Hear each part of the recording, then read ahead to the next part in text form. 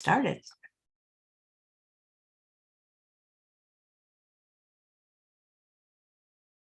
Hey everyone, and welcome to Chef AJ Live.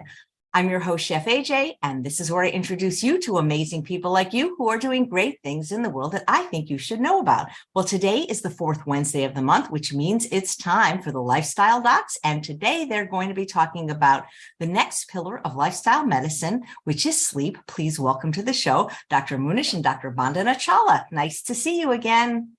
Good morning. Nice to see you again, too. Yeah, so sleep is important, and a lot of people don't have good sleep or don't get enough sleep. They're taking sleeping pills, they're drinking coffee all day.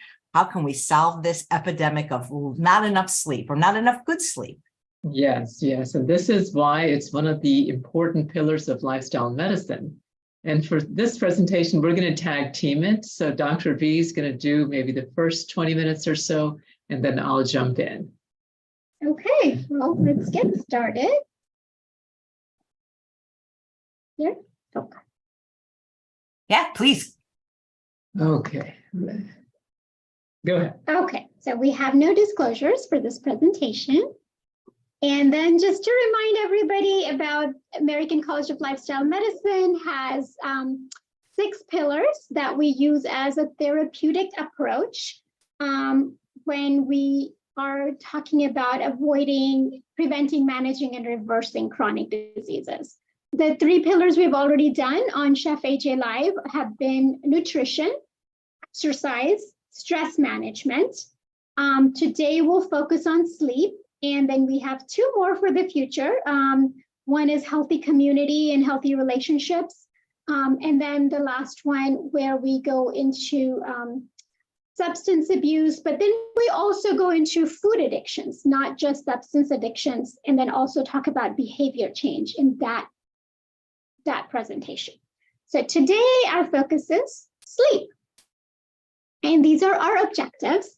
We'll talk about some cultural attitudes when it comes to sleep, sleep physiology and architecture, go over a couple of sleep disorders, and then talk about detriments of inadequate sleep, and then finally strategies for optimizing our sleep.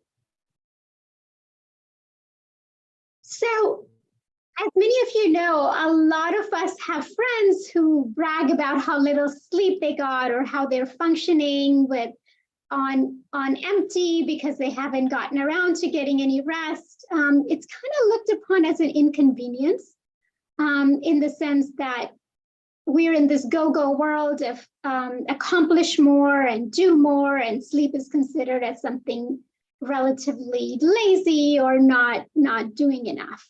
So about 150 years ago, most of us were getting about 8.5 hours of sleep a night, and now 2/3 of us are getting less than 8 hours, and 31% of us are getting less than 6 hours. And less than 6 hours is so detrimental to our health, and Dr. M is going to go over that a little bit more later.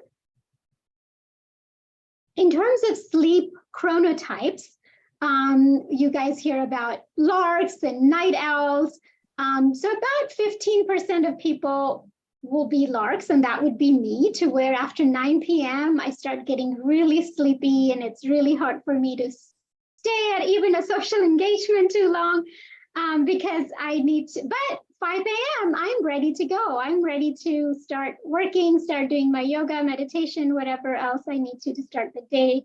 And then there are people like night owls where it's really hard for them to fall asleep before midnight. And they get a lot of their work done later at night. But most people are neither larks or night owls. They can adjust. It's malleable. If their partner is a lark, they'll be okay going to sleep early, which is what my husband does for me. So you guys can figure out where you may be on the spectrum here. Okay.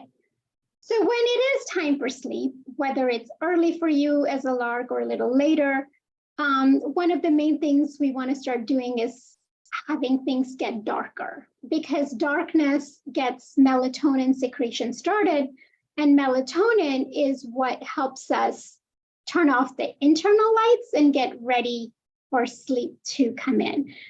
Also, there's a decrease of cortisol at that time. Melatonin will also increase blood flow to our extremities to get our core temperature to drop, because that is an important part of falling asleep, is getting the core temperature to be lower. So melatonin basically gets us to the start line, gets us ready for the race. But the fuel for the race would be adenosine. And so we get the sleep pressure up where we're getting sleepier and sleepier. And it's the buildup of adenosine that keeps us asleep during the night.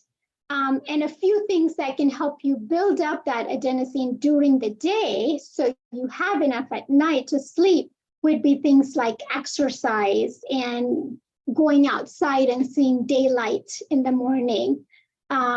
Avoiding things like caffeine, because caffeine actually lowers the adenosine and keeps you up in that way artificially by lowering the adenosine. Okay, and here's a little graphic of sleep architecture. Basically, we go through these 90-minute cycles over and over again, and we go through periods of REM sleep and non-REM sleep. REM stands for rapid eye movements. That's the part of the sleep where we're dreaming. And non-REM sleep is the deeper, where we go into further down into stage 2, stage 3, and stage 4 of sleep. And usually we'll go into deeper sleep earlier in the night or earlier during our sleep time. So it's the first 4 or 5 hours that are really, really important in terms of getting deep sleep, because later on, the REM stage gets longer, as you can see. And then even when we're non-REM, we're not going as deep into sleep. So a couple of sleep disorders that we see a lot as physicians is insomnia and obstructive sleep apnea these days. Insomnia is difficulty in initiating or maintaining sleep. It's poor quality sleep, but for it to be diagnosed, we'd like to have it be minimum of 1 month, because all of us go through times when our sleep isn't so good for one reason or another, and we don't call it insomnia just for a couple of nights or a few nights or a few nights a month of inadequate sleep. Insomnia also leads to daytime impairment, where it's difficult for you to function. 10 to 30% of the population has complaints of insomnia these days. And obstructive sleep apnea incidence is also rising as obesity is rising. It's complete or partial airway obstruction. There's decrease in ventilatory drive and neuromuscular changes. People experience it more when they're in the supine sleeping posture. When they're on the side, it's a little bit better. And sleep apnea will increase our risk for metabolic and cardiovascular diseases 2 to 3-fold. So really high blood pressure, heart disease, all of it is made worse with sleep apnea. And these are the common risk factors: higher age, obesity, male gender, the neck circumference, loud disruptive snoring, or apnea episodes. So apnea is basically episodes of not breathing. Hypopnea is breathing and not as well, and apnea is not breathing. And often people will complain of excessive daytime somnolence with obstructive sleep apnea, to where even if they've gotten like 8, even 9 hours of sleep, it's not the quantity, it's the quality of the sleep that gets them sleepy again the next day. So a lot of times their partners will complain that, what do you mean that you're sleepy? You slept 8 hours last night. You actually kept me up because of your loud snoring. And now you're yawning and you're complaining of being tired. So in my clinic, we'll often do what we call a stop bang sleep apnea questionnaire for our patients who we feel like maybe having these symptoms or are at risk. So stop bang, this is what It stands for, S is for, do you snore loudly? T is for, do you feel tired, fatigued during the day? O, which is a very important one, is, has anyone observed you stop breathing during your sleep? Oftentimes the partners will tell me that what they notice is the person will say, go snore, snore, snore, and then there's a big pause, and then loud snore, and then back to snore, snore, snore. So that pause between the usual snoring and then a loud snoring is the apnea episode. And during that episode, because you're not breathing, your oxygen level also drops down. So your brain actually isn't getting oxygen for that short period of time. And then we ask them if they have high blood pressure, if they're being treated with high blood pressure, because again, there's a big correlation between sleep apnea and that. And then the bang part is BMI greater than 35, which, obesity starts at BMI of 30, morbid obesity starts at BMI of 35. Age greater than 50 years, neck circumference greater than 16. And sometimes I'll measure that in the clinic because they're not sure what their neck circumference is to get this questionnaire answered. And if they're male. So usually low risk, 0 to 2, we reassure them. Intermediate risk, we talk about other things. And high risk, we definitely want to get a sleep study. And even intermediate risk, let's say their score was just 3 to 4. But if one of those yeses was, has anyone observed you stop breathing? Well, that requires a sleep study.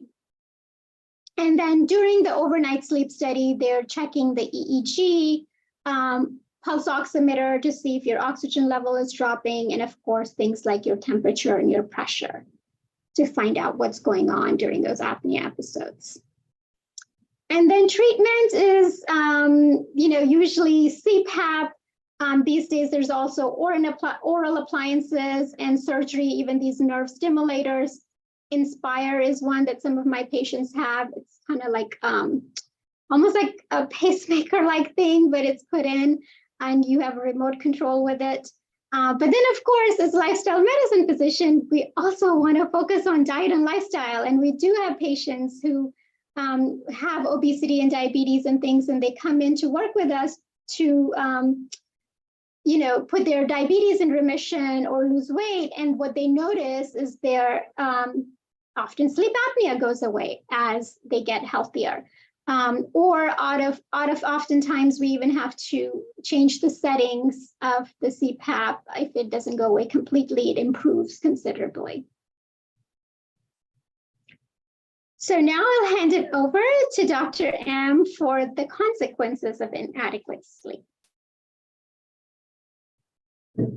And we'll just kind of save all the questions till the end, if that's okay. So I'm going to go, keep going. So I was trying to debate whether to say detriments of inadequate sleep or consequences of inadequate sleep, but basically there is harm to our body when we're not getting enough sleep. And this harm or this effect affects all of our physiology, affects our immune system, affects our metabolic health, makes us increased risk for hypertension, obesity, diabetes, heart disease, mood disorders, impairs our cognition, even places us at higher risk for Alzheimer's disease. So we're going to look at all of these in a little bit more detail, but I just want to kind of underline with this slide that there's profound physiological changes for the worse that happen if we don't get inadequate sleep. And there are much more, but just for the sake of not having this a 2-hour presentation, we're going to focus on these 5. So one of the first things I want to kind of remind everyone that melatonin, as Dr. B mentioned, is the hormone that gets everything ready. It's sort of the internal housekeeping, gets us ready for sleep. But it has many other functions. And another function is immune modulation. So it's very much related to how our immune system works. So when we have low levels of melatonin, it's going to impact our immune system. But going back to sleep, when we're not getting adequate amount of sleep, adequate amount of restful sleep or restorative sleep, our DNA repair is impacted. So most of the repair, most of the housekeeping that the body does, the brain does, occurs at night, especially during deep sleep. So we're going to get damage, throughout the day. Even if you're eating the healthiest food, there's still some waste products. There's still some potential damage. And, UV rays, pollution, all that's going to damage our cells, including our DNA. So at nighttime, our body is busy working on repairing the DNA. And if we're not getting deep enough sleep, it's not going to be able to do that. And when the DNA is not adequately repaired, this can progress to tumor cells. So immune system has another way of dealing with it. So if it recognizes that there's a tumor cell, it can cause apoptosis. Basically, that's programming cell death. But all of these functions, repair of the DNA, apoptosis, all these decrease if we're not getting good sleep. There's anti-cancer cytokines that are produced during nighttime, especially during deep sleep. So we're really increasing our risk for all cancers when we're not getting good sleep. Every now and then it's not a big deal, but if this happens to be a chronic pattern, we are really increasing our risk for cancers. And a lot of this research has been done with night shift workers.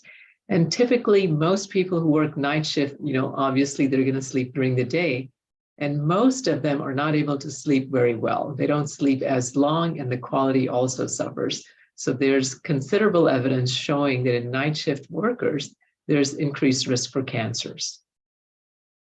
The other way lack of sleep or poor sleep or inadequate sleep alters our immune system is the natural killer cell activity is decreased by 72%, not 20%, not 30%. Just one night of sleep where you slept only 4 hours or less, your natural killer cell activity decreases by 72%. So this places us at increased risk for viral infections. So natural killer cells are our first defense against viruses. And I've actually noticed this personally in my own life. During medical school, I would sometimes not keep up with the lessons on a day-to-day basis, and an exam is coming up. So a couple of nights in a row, I'm staying up really late. And if we had a series of examinations that it happened to be 3-4 nights that I didn't get a good night's sleep, invariably when exams were over, I would get a cold. And it's like, why is this happening? Exams are over, I have some free time, I want to do something. So now I know that I was decreasing my natural killer cell activity, and that made me more prone to get viral infections. There's also considerable research showing that when we get vaccines, we think that they're going to be effective, they're going to prevent diseases, but the effectiveness of different vaccines decreases if the individual hasn't slept very well the last week or 2 weeks before they got the immunization. So this has been especially well studied with hepatitis B vaccines, because this vaccines, you may or may not know, this is a course of 3 vaccines administered over 6 months. So they grouped people that were habitually sleeping 6 hours or less, and the other group was that they were sleeping 7 hours or more. And they just saw, okay, does this make a difference? Those who are sleeping 6 or less hours and those who are sleeping 7 or more, will the hepatitis B vaccine be just as effective or less effective? So they checked this by checking how much of the antibodies the body produces after you do the vaccines. And they noticed there was a 15-fold higher risk of not producing adequate amount of antibodies in the group that was getting less than 6 hours of sleep. So they were at a much higher risk of the hepatitis B vaccines being not effective, 15-fold higher. Okay, moving on to metabolic disorders. So this is something really, amazing. And I share this with my patients all the time because a lot of them suffer from poor sleep. And I remind them of the study. This was a study done in-house. So the patients were in the hospital or in a metabolic ward. And for 7 days, their sleep was disrupted. They were purposely and consciously kept from getting a good night's sleep, and they limited the amount of sleep they could get to up to 5 hours. And these were college students, and the age range in the study was from 22 to 32, and their BMI was 23, so within normal range. So they didn't have insulin resistance, they didn't have diabetes, pre-diabetes, normal BMI, young people. So for 7 days, they disrupted their sleep and made sure that they didn't get more than 5 hours. 32% of the people who participated in this study ended up getting pre-diabetes. You could diagnose insulin resistance. So they were checking, fasting insulin, fasting glucose, checking cortisol, leptin, ghrelin, all these levels. And the other thing they noticed that the cortisol was higher. And they also noticed that there was decrease in leptin. And, those of you watching Chef AJ on a regular basis, you'll know that leptin is a satiety hormone. It lets us know that, we've eaten enough. So if there's a decrease in that, it's going to tell us to keep eating. And the other thing is increased ghrelin. Ghrelin you can think of as the hunger hormone. It's going to want us to make eating more. Additionally, not necessarily from this study, we've noticed that in other studies, when people don't get a good night's sleep, they have lower impulse control. They gravitate towards highly processed, calorie-dense processed foods. So given that the insulin resistance is worse, there's decrease in leptin, increase in ghrelin, increase in cortisol, this is the perfect recipe for gaining weight. And there's considerable evidence showing that with poor sleep, there's increased risk for obesity, diabetes, metabolic syndrome, elevated lipids, hypertension, all these things that go along with metabolic syndrome. So really affects your metabolism in a very profound way. Next, cardiovascular diseases. And this is another place where lack of sleep is really detrimental. So just in general, when we're sleeping and sleeping well or sleeping optimally, our blood pressure decreases at night and it goes down by 10 to 20%. So let's say during the day, you're 120/80. During the night, just normally this will go down to about 100/62, let's say.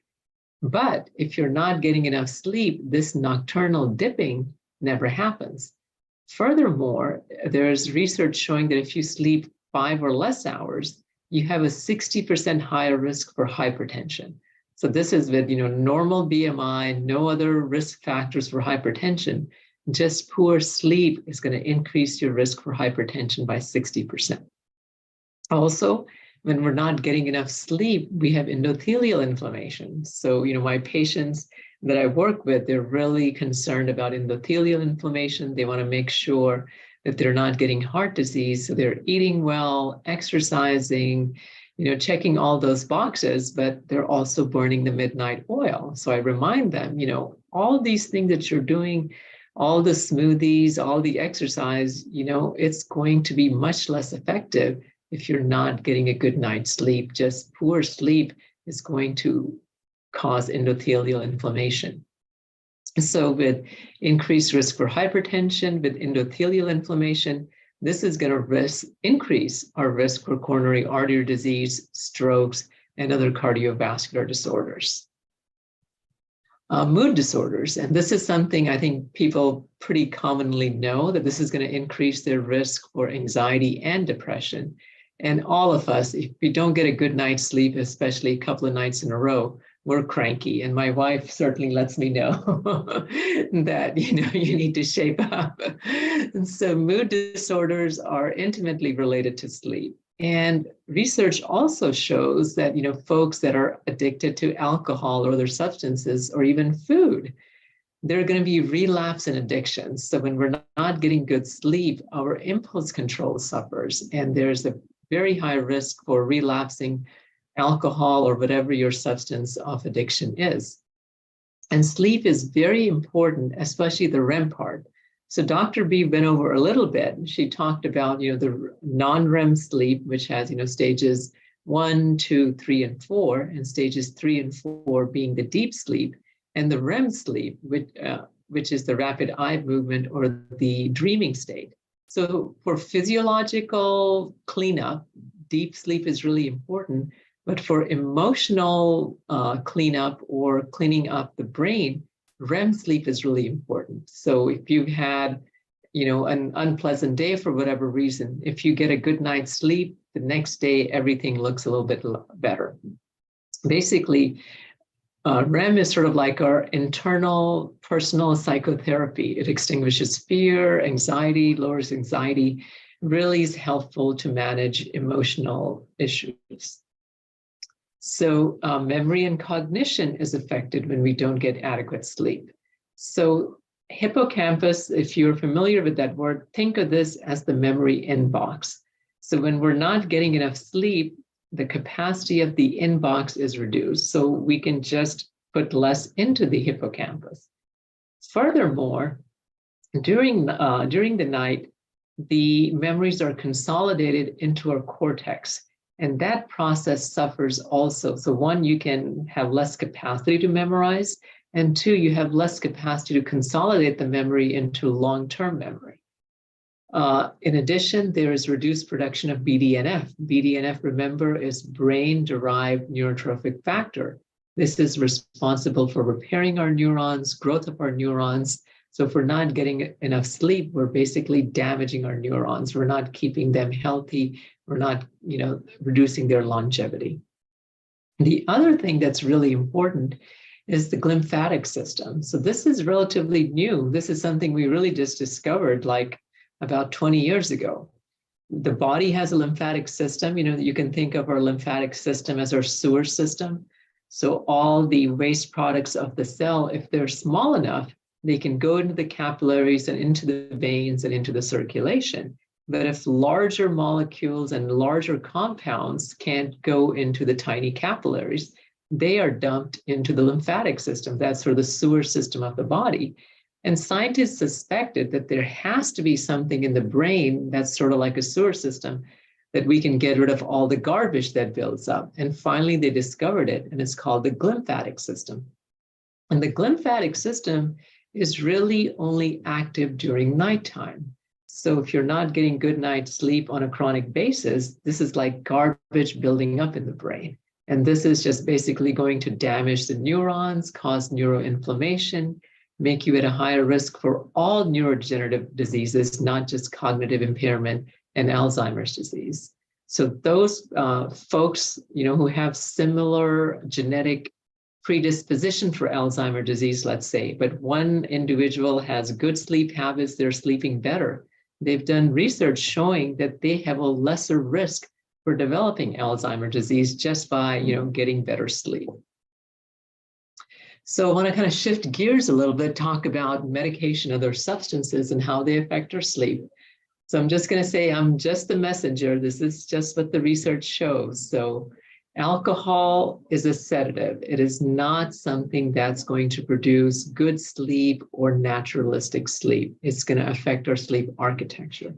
And the way alcohol works, and a lot of people use it in this way, it is a sedative. So if you're kind of all wired, it will help you, it'll sedate you, but you're not going to get good sleep. And when the alcohol is metabolized, these metabolites some of them are diuretic, which means you have to go to the bathroom. So that's going to wake you up. And other metabolites increase your heart rate, increase the stress hormones, and that's going to wake you up. So it may help you get to sleep, but it's going to wake you up in the middle of the night, and also you're not getting naturalistic sleep. So as lifestyle medicine physicians, we really advocate for little to no alcohol, but certainly no alcohol in the last 3 hours before going to sleep. Okay, caffeine is another one that folks, when I've shared this research with my patients, they're really kind of unhappy with me that caffeine is not something that's conducive to getting a good night's sleep. So really, there's been a lot of research in caffeine, and there's some controversy, but more and more we're learning that there are two different types of people. About 40% of the population can handle caffeine, and it really doesn't affect their sleep, doesn't raise their blood pressure, and as best as we can tell, doesn't place them in higher risk for coronary artery disease. But majority, 60% or more, are really affected by caffeine. Caffeine is a stimulant. It's similar in composition to some of the stress hormones like epinephrine. So it's going to boost our heart rate, our blood pressure, and about 60% of the population is really sensitive to this. So if you are someone, you drink a little caffeine and you really perk up and your heart rate quickens, then you are someone who really should not be doing caffeine at all. One, is going to really affect your sleep, and two, it's going to increase your risk for hypertension and heart disease. But I know plenty of people that can drink caffeine and it really doesn't affect them one bit. And now there's research showing that there is a phenotype that can handle caffeine much better. They can degrade the caffeine very quickly. But typically, caffeine will take 3 to 8 hours. So as lifestyle medicine physicians, we again tell people that if you don't know whether you can handle caffeine well or not, just don't drink it other than the morning and just keep it to a cup. But if they can handle caffeine, I say, okay, even then, not the last 3 hours. That's sort of my general rule, whether, no eating, no alcohol, no caffeine the last 3 hours. A lot of people at times need help, like benzodiazepines and these newer non-benzodiazepine medications like Ambien and Lunesta. And for benzos especially, there is a very high risk that these things are going to be addictive. So physicians are no longer prescribing these as sleep aids, but now we're finding out even the non-benzodiazepine, the barbiturates, and things like Lunesta and Ambien, even these are habit forming, that even they can place you at higher risk for addiction. So now we're going to get to the good part. We've covered all the bad stuff, but now we're going to say, how can we get a good night's sleep? So we're going to look at sleep hygiene. We're going to see what type of diet supports good sleep. And of course, we're going to look at lifestyle, but it'll also cover mindfulness and supplements. So sleep hygiene. So if someone, is having some challenges, they're not sleeping well, or 2-3 nights a week, they're not able to sleep well, then we really want to clean up, their sleep routine. So one is having a consistent sleep schedule. If you're sleeping at 10 o'clock one day, 1 o'clock the next day, 11 o'clock, it's all over the place. That is not conducive to getting a good night's sleep on a long-term basis. So one, I ask them, it doesn't matter if you want to choose to sleep at 9 or 11, you just need to be consistent. And secondly, build a wind down routine. So many of my patients are playing a video game or on social media or watching TV, and they turn off the TV and they want to go to sleep. Well, their brain is all active, especially with these small devices, with the cell phones. And even if you change the setting from blue light to orange light, just the engagement of these devices, your stress hormones are higher, you're just more awake and alert.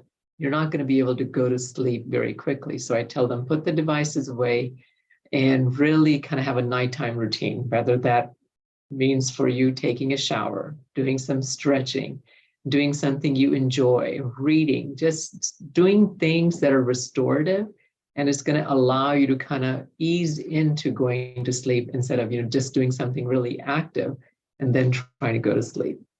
Another thing that helps is not taking any naps after 2 p.m. and keeping the naps for less than 30 minutes. Optimizing your surroundings, dark, quiet, and cool bedroom is really conducive to getting a good night's sleep. Okay, so diet, no surprise here. If you're eating calorie-dense, processed, fried foods, all of these are going to disrupt our sleep patterns, because the body with these calorie-dense foods is going to be using all its energy to process these foods, to absorb these foods, to put away these foods. And that takes energy, that raising certain hormones. So that's not conducive to a good night's sleep. Probably folks have heard that foods that are high in tryptophan, that can help us with getting a good night's sleep. And there is some research which shows that foods that are high in tryptophan do indeed help a little bit. But a lot of times people say, well, that's high in turkey and poultry, so should I eat chicken or turkey at night? And I said, no, that's not necessary, because there's also tryptophan in whole grains. And really the tryptophan that's available in whole grains is actually better able to cross the blood-brain barrier. I won't get into all the details, but the amount of tryptophan that's available from whole grain bread is going to be more than the tryptophan available from chicken. And we also want to do high carb, and we mean complex carb, low glycemic, like whole grain wheat or whole grain pasta or beans. These things are going to keep your sugar at a steady level. So if there's, spikes in the sugar, that can also disrupt our sleep schedule. And this is something I mentioned previously, that we really don't want people to be eating the last 3 hours before they go to bed. We want, the food to have digested, and now we want the body to focus on repair, on detoxifying. So if it's, dealing with food, it's not going to have the opportunity to clean up or do it as effectively. Okay, lifestyle. And, this is physical activity, as Dr. B was mentioning, that the higher the physical activity, the more adenosine you're generating. And this is going to kind of give you more fuel for the race, allow you to sleep longer and more restoratively. So any sort of physical activity you like, doesn't matter, dancing, walking, swimming, basketball, whatever you like. Any physical activity will increase the adenosine and give you a better night's sleep. Sunlight exposure has really helpful. So this is something that's been helpful for a lot of my patients. I kind of go through, what are the challenges with sleep, and we try to optimize all of them. Just having folks go outside during the morning, just for 15, 20 minutes, and they can take a walk or spend some time in the garden. This kind of resets their internal circadian clock, gets the melatonin production to decrease at daytime and increase at night, really optimizes that. And we talked about caffeine and alcohol. We want to avoid these substances if at all possible, but certainly not consume them in the last 3 hours before going to sleep. And lastly, I'll mention a little bit about medications. Certain medications for high blood pressure, like thiazides and Lasix, they are diuretics. So if you take these medications at night, you're going to be getting up every 2 hours to go to sleep. And another medications like ADHD medications, these are stimulants. And again, you don't want to take these at night. So if you have to take medications, our preference is to reduce the medications as much as possible.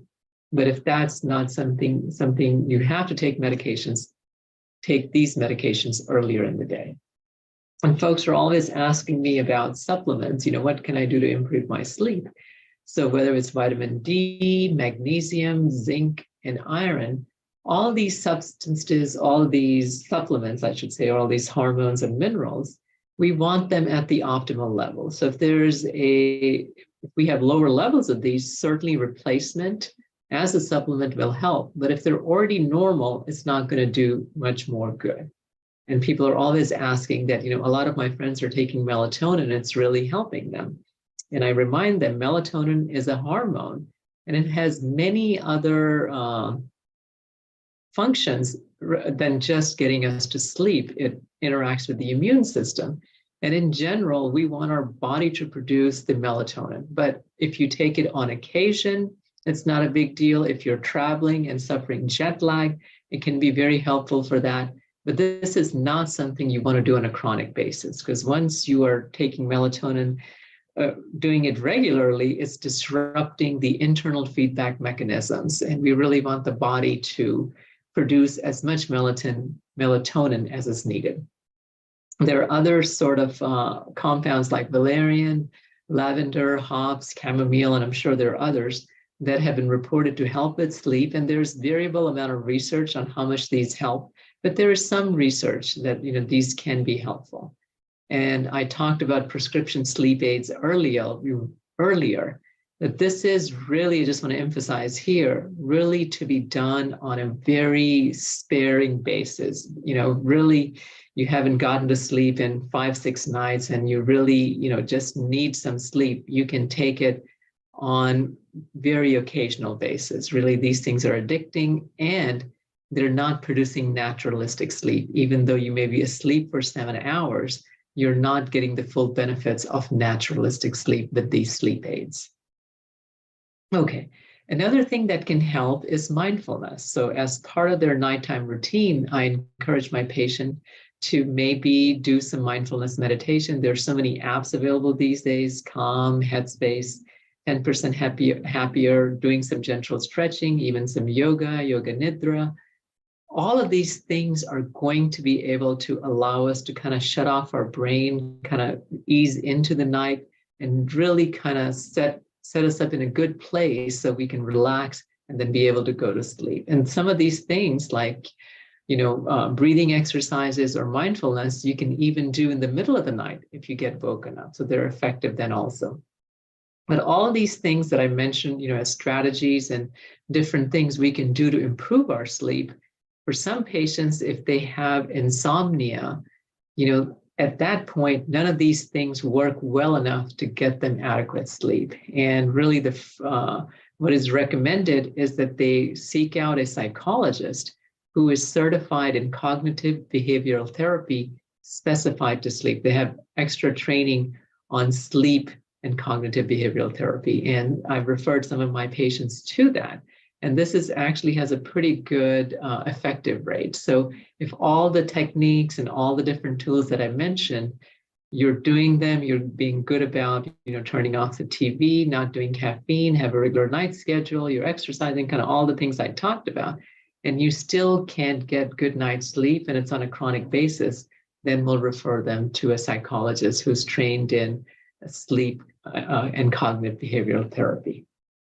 So that's the end of the didactic part of her presentation. And let me get Dr. B back so we can answer any questions that you all may have. Oh, great. Thank you so much. I'm going to take you off screen share so you can be nice and large or larger. Well, Yeah. There was a question that was submitted in advance first. So let's see if that's on the topic of sleep. But actually it's not. So let's go to the chat first and see if anybody has any questions on sleep. It's funny. I heard something one said by a dog trainer that a tired dog is a happy dog. And I'm thinking that everybody's different, of course, but I'm thinking with a lot of people, so many people just don't do any exercise at all. It's certainly not vigorous exercise. And I think that if people would do that, I think a lot less people might have some sleep problems. We agree completely, and the research supports, what you're saying, that we need enough sort of adenosine to help us get to sleep and stay asleep. Yeah. So one of the questions from the live viewers is really interesting. Can you get too much sleep? That's a very good question. So this is something we didn't cover, but I'm glad this question was asked. So, we kind of say as doctors that people should get 7 to 8 hours, and that's mostly true. But there are individuals that can do with a little bit less, maybe 6.5, 7 hours. All the research that we've come across, that if you're sleeping less than 6 hours, that it's really detrimental. 6 to 7 is a little bit of a gray area, and 7 and longer seems to be sort of the sweet spot for most people. But there are some patients that sleep 9 hours. And they said, unless I sleep 9 hours, I'm cranky the next day, or I'm just not able to function. So just like anything else, it's sort of like in a bell curve distribution. Some people may need 6.5, 7 hours. Other people may need 8.5 and 9 hours. So I don't know if you've kind of... Yeah, no, actually the ACLM book says 7 to 9 hours is ideal. So I think over 9, I would worry about if there's any depression or something else causing them to sleep more. But up to 9 hours for a lot of people is normal. Yeah, but if you're sleeping 10, 11 hours, I would get it checked out. That's not what we would consider that not normal. Thank you. So there's a question from Elena. Can you talk about ashwagandha? So there are so many supplements and so many different things that folks use, and ashwagandha being a popular one. So I kind of remind my patients that I'm a lifestyle medicine physician, and I want you to minimize the use of prescription medications and the use of even supplements, because our body really has all the, equipment to produce the right amount of hormones, the right amount of different compounds. So I really encourage them to do that. But I know there are certain people, and I have many of them, that swear by ashwagandha. They say when they take ashwagandha, they get a good night's sleep. So in these sort of circumstances, I kind of say, okay, what is the harm? What is the benefit? If the harm from what, maybe Dr. B can tell more, she's maybe done more research on this, doesn't seem to be very much. It's fairly safe, but nothing is going to be absolutely safe. But if this is allowing them to get a good night's sleep and all the naturalistic sleep that we want them to do, then maybe it's okay. Yeah. Sorry, go ahead. I was just going to say, I do have a lot of patients who take that, and they feel like it helps calm them down and it helps them. And I noticed even Costco has it now. So it's definitely getting some buzz out there. Nice. Are there consequences for people that can't go to sleep without nightly things like Ambien or Tramadol that have been on it for a very long time? Yes, there's definite consequences, because when you're taking these, especially prescription sleep medications, they are more akin to sedatives. So even though, let's say you sleep 8 hours, you're not getting the naturalistic sleep. That's why we wanted to cover the sleep architecture. The sleep is very regimented. First you're in light sleep or stage 1, then you go to stage 2, then you go to stage 3, then you go to stage 4, and all these are non-REM parts of the sleep, and then you go to REM sleep. So there's a very predictable and orderly fashion that sleep happens. And this cycle that I just mentioned is repeated 4 to 5 times. So when you're taking these sleep aids like Ambien, Tramadol, and Nesta, all of these things, they are interfering with the sleep architecture. And every part of sleep is important. I kind of made the point that this thing happens in deep sleep. Well, there's different things happening in different stages of sleep that I didn't have the time to kind of cover. That, stage 2 is also important for emotional detox, and stage 3 is important for other reasons. So nature is very clever. It put together our sleep. I mean, it's evolving over millions of years. If something was not needed, it would have been gone. And these medications cannot duplicate the naturalistic sleep that we naturally get. I mean, I don't want to be sort of kind of hard line about this, because if you're not able to sleep at all for like 6, 7 nights and you just need to get some sleep, it's okay to take it under those extreme circumstances. But we want to figure out, why are you not getting to sleep on a regular basis? Really, they need a workup. We need to figure out, is it a glucose issue? Is it diabetes? Is it something else going on? Is it a vitamin or mineral deficiency? Is there some, mood disorder that we need to work on? So, taking these things on a regular basis is not, it's detrimental for a variety of reasons. But if you've been on them for years, I wouldn't recommend just stopping. Definitely get some help from a cognitive behavior therapist or your doctor in terms of weaning things off and getting off with help. Yeah, very good. Safety first. So if you've been on these for a while, don't just cold turkey stop and say, okay, this guy on Chef AJ said these things are bad. So everything, you want to do it methodically with, expert clinical advice. But are people able to get off of them? I think about Michael Jackson, and it seems like once people start taking these prescription sleep aids, I know very few people that ever stop. It's very hard. You can make sort of the same analogy. Once you get addicted to processed foods, can you get off of that? You can, but it's a lot of hard work, and you really have to be dedicated, and you want to say, okay, I want to do this because I want to do this because it's better for me. I love myself to get off these processed foods. And it's the same analogy. You've got to work hard. It's not easy by any means. And usually, you're right, it goes worse and worse. First, you take these medications, and then you take IV medications, and then you take, he was on extreme stuff. Because you get tolerance. You get tolerance. 10 milligrams of Ambien's not enough anymore. And now you need a second medication on top of that. Right. And he was on barbiturates, and he was actually getting propofol. Propofol is something we give to people going into surgery. Yeah, anesthesia. And this is like an anesthesia medicine. That's what Michael Jackson's on. That's what he overdosed on. Wow, that's something.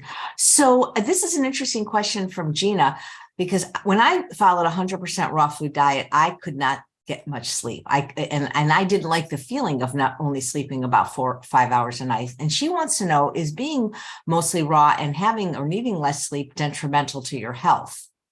So I'm going to not answer the raw question just yet. Let me just kind of say, and we can come back to that if you like. But not getting enough sleep is definitely detrimental. Every part of our body suffers for nearly, I would say, 99% plus patients if you're sleeping less than 6 hours. And sleeping less than 5 hours, we have huge amount of data showing heart disease, strokes, Alzheimer's, you name it. It's not a good idea. I mean, there's so much research showing that. So if taking raw foods is reducing the amount of sleep that you're doing, then I would really encourage her to include some really complex carbohydrates like whole grains and beans, especially at dinner time. This will really kind of help. Sweet potato. Or sweet potatoes, the complex carbohydrates, whatever she chooses. This will help her get a little bit more sleep, I would suspect. So with everything, you have to also pay attention to your body. For me, for instance, I know breathing exercises is something that people really talk about the benefits. My parents, my mother-in-law, pranayam is something, that a lot of Indians do for health benefits. And I know that when I did quite a bit of that, I could not sleep because it gave me too much energy. So it may be a similar thing that the raw foods are giving her too much energy and it's keeping her from sleeping. And even like for me, exercising vigorously the end of the day messes with my sleep because it again energizes me. So I have to exercise more in the morning in terms of vigorously. In the afternoon or evening, I could do something like after dinner walk or yoga stretches before bedtime, but not anything intense. So you also have to be paying attention to what works in terms of your body and your sleep. Yeah, great. Thank you. This question from, where is it? And Kathy says, I've heard the magic hours for the body to clean house is 11 p.m. to 2 a.m. I actually heard it was earlier from Dr. Linda Carney. If you go to sleep at 2 a.m. but sleep till 10 a.m., does the body alter those magic cleaning hours? Yeah, no, this is a very good question. I'm not sure that it's really settled in the research, but definitely the earlier part, just think of how we evolved on this planet. When it was dark, we went to sleep. When it was light, we were up. So our body, our nature is to sleep a little bit earlier. And really the body is going to get the most efficient things done quickly, right? It's got all this garbage built up to clean up. So that's going to happen maybe 10 to 1 or 11 to 2. So folks who are really sleeping later at night and really they're saying, I'm getting 8 hours, there is more and more evidence emerging that that's not as, sleeping from 10 is better than sleeping from 1 to 9, just for that very reason. Yeah, thank you. Here's a question on kids and sleep from MJ. What is the best amount of sleep for kids and what can I do to make my son sleep better? Yeah, so this is, varies. And do you remember what for kids and adolescents? It's been a while. Our kids are in their 20s now, but they definitely need more when they are young. And then they again need more when they're teenagers. So, yeah. I can try to remember. I think, even up to 10 to 11 hours for a teenager is perfectly fine. Yeah. And this is, we were really happy when the school that our kids went to, the start time from 7:30 to 8:45. It made our kids so much happier because they could sleep in. So we did that because of the research from American Academy of Pediatrics showing that kids that age can't function as well in the morning and they need it to be later.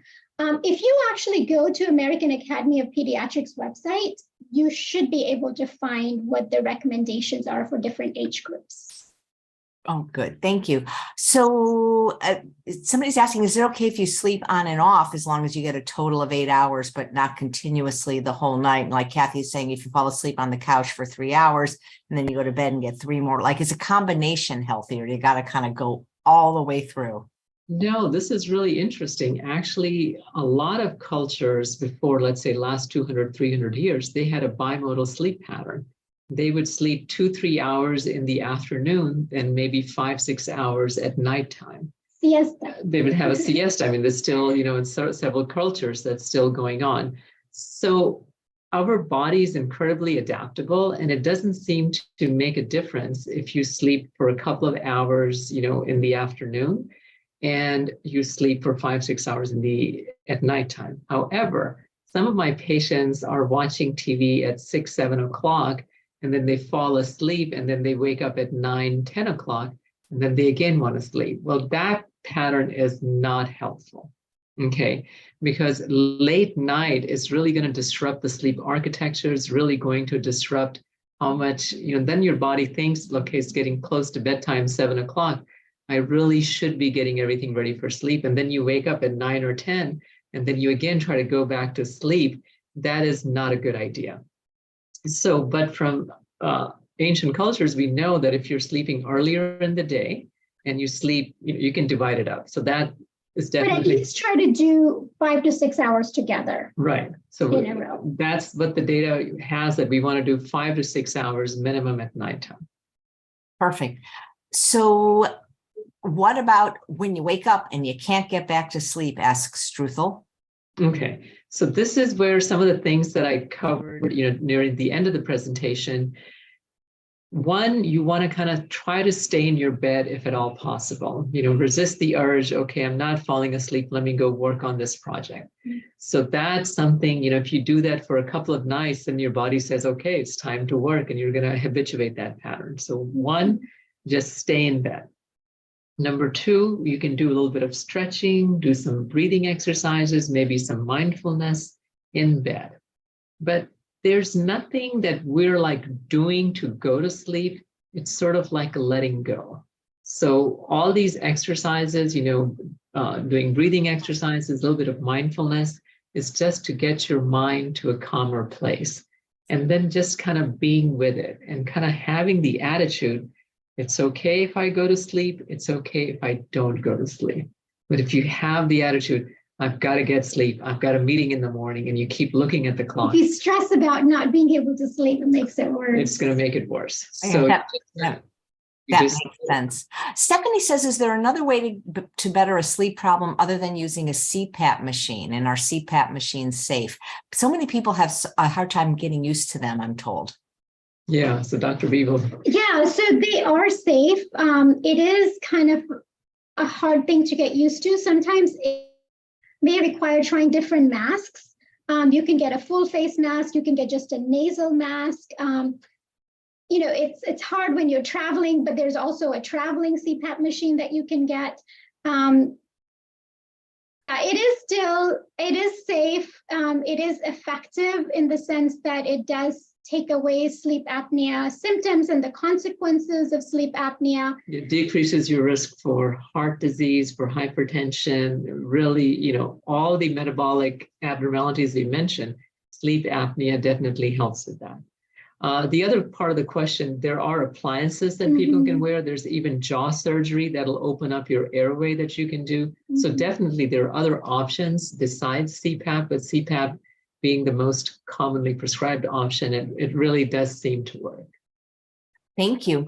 And Aditi said, I recently had a stroke in spite of a healthy lifestyle, and yesterday I was diagnosed with sleep apnea. Could that be the cause of my stroke? It's anything that's going to depress the ventilation drive could potentially affect sleep. So we would really have to, this is a question for the neurologist. So I would say it's possible. Yeah, and also we don't know if she also had high blood pressure. That also leads to stroke, and high blood pressure definitely is caused by sleep apnea as well. So it could be related. We just don't know enough information. Right, but it's worth for her to have this conversation with her neurologist. Right. Thank you. I have one more question. This one was sent in by Victoria. They're saying at the end of your December show, you answered questions about how eating a whole food diet can help ocular migraines, and she was inspired by your answer. And she says, I've not gone completely free of sugar, oil, or salt and wonder if that would be a significant addition. My family does not think what I'm eating or not eating has anything to do with having migraines or not having migraines. To my surprise, not eating dairy has been the most difficult obstacle for me. and she has disapproval of loved ones, and she can't figure out how to handle their rejection of her dietary choices. That would be a good question for Dr. Lyle. But I think the main thing is if she follows a more strict version, could it help her migraines, specifically ocular migraines? It's worth a try. I would say do an experiment, see for maybe 3 weeks that you do a strict whole food plant-based SOS-free diet and see what it does for you. I'm curious to know if going more towards whole food plant-based has, even though it hasn't been completely strictly 100%, if she's noticed any improvement and decrease in her ocular migraine so far. If she has, then definitely it's worth trying to go all the way and see what that does. Great. Well, thank you. This was great. What pillar are we going to discuss next month? Next month is going to be community, right? Community, healthy community, healthy relationships. That's fantastic. Well, thank you so much. I love your presentations. Thank you for having us. Thank you for having me. It is my pleasure. And don't forget, tell them again about the free meditation, because that's in every show you've done with me, so they can get the link there. Yes, yes. If anyone's curious about, trying mindfulness meditation, we do it on the first Saturday and third Saturday, 9 a.m. on Central Time. The Zoom link to join from, anywhere in the world really is on our website, lifestyledocs.com. Perfect. Thanks. And thanks all of you for watching another episode of Chef AJ Live. Please come back at 2 p.m. today. My guests are Dr. Campbell was yesterday, Nelson Campbell.